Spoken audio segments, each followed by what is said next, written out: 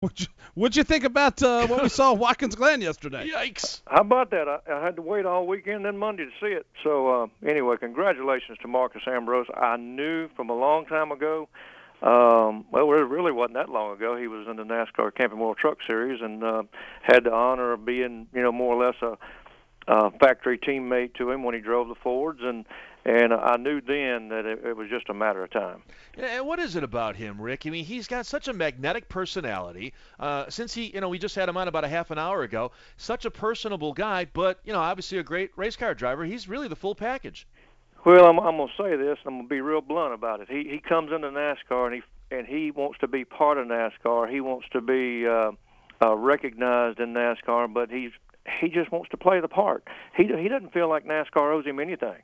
And when he goes out there, he wants to show off his driving talent. He brought a lot from Australia to the United States as far as being, a Ford factory driver back then when I was involved with him on some fan shows and fan forums and we did some interacting, drove some Ford vehicles on the test tracks and stuff like that. And like I say, back then I become friends with Marcus Ambrose and we had a great relationship. And it's like.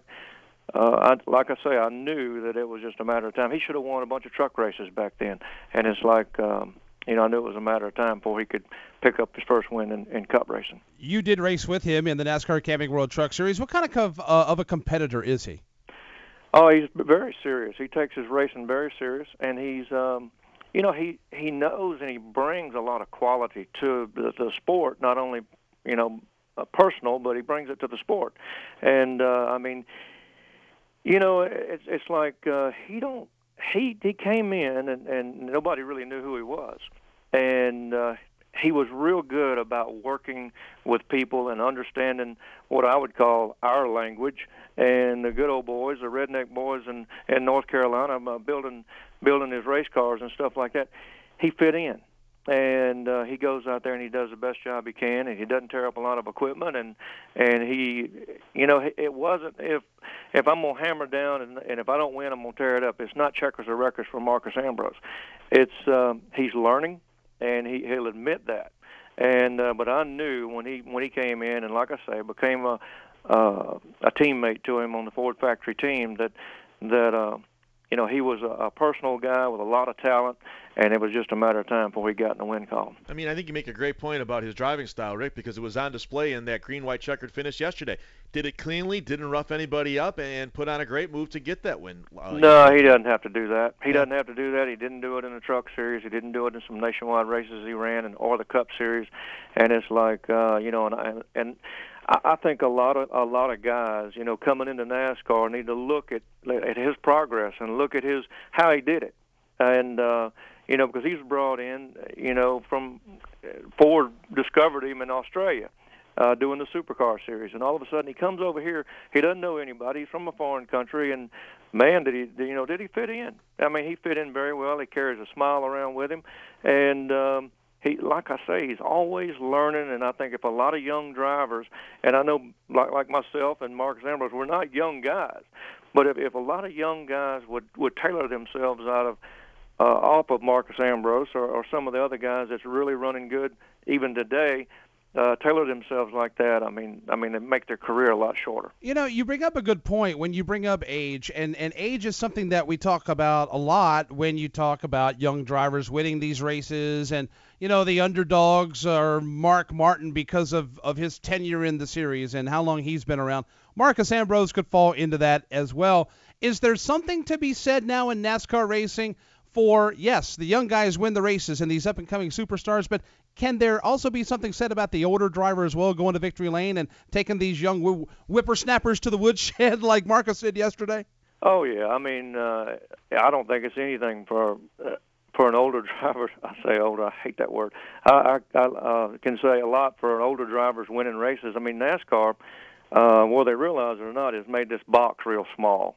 And it's almost like an international race of champions. I hate to say that, but it's almost like an international race of champions. And the guy with the cool heads prevail. The guy with the experience is starting to prevail, and it's the guys that know how to drive and know how to. But I tell you one thing that Marcus Ambrose has for the sport, for the fans, for the media, he has respect for you.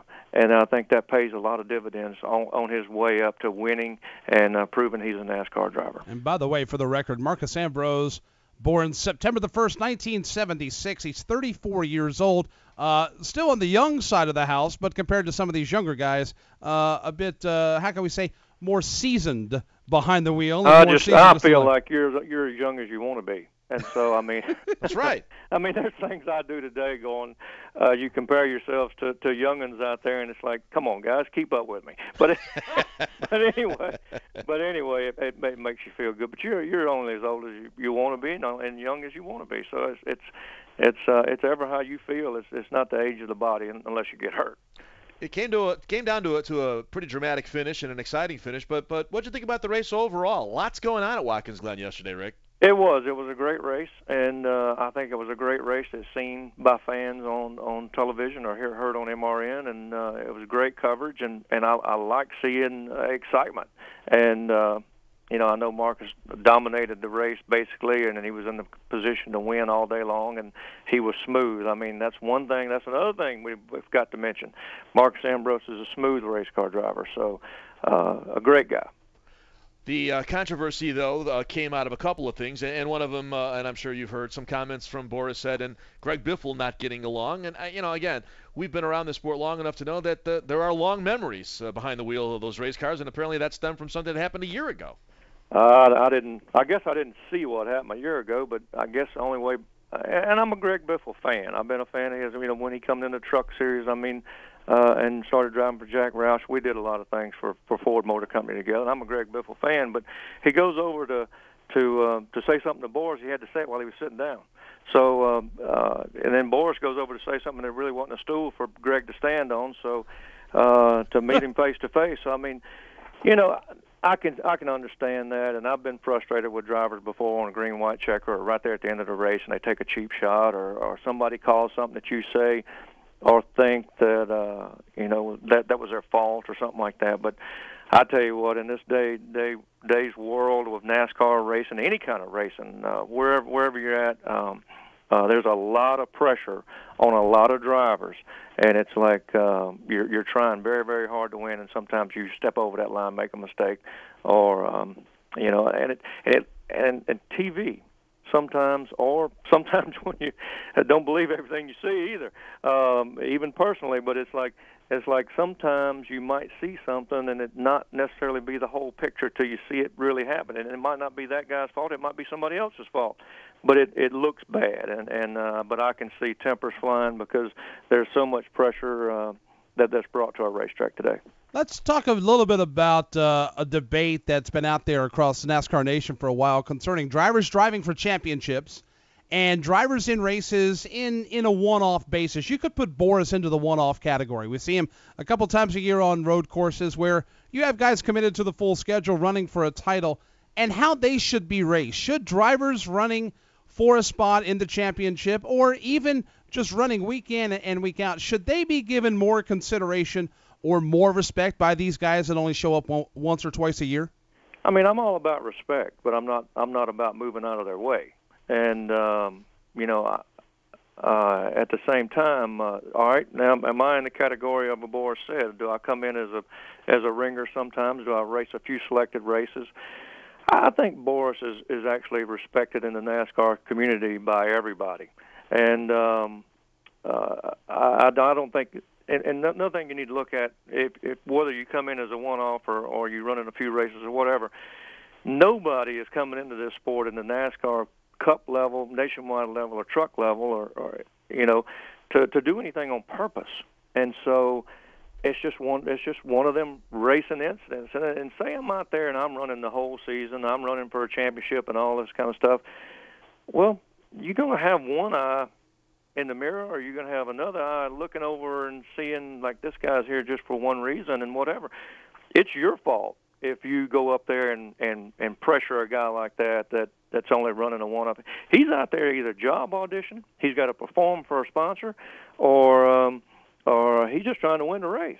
And so you got to, if you're running for a championship, you need to respect him as much as he can respect you. And whether we like it or not, that whole incident continues to rage on and get publicity for the sport. And I guess the question I have for you, Rick, is that the kind of publicity NASCAR needs? It needs any kind of publicity it can get. We need to make this sport get it back as strong as we can get it, and I don't care what they're talking about as long as they're talking. And so if that's what riles the fans up, and let's do it. Let's talk about it. Let's talk about NASCAR. Let's talk about emotions. Let's talk about feelings. Let's talk about personalities, because we have a lot that looks the same. And if we make it look a little different in other people's eyes and cause some excitement, the fans are going to come out and watch in person.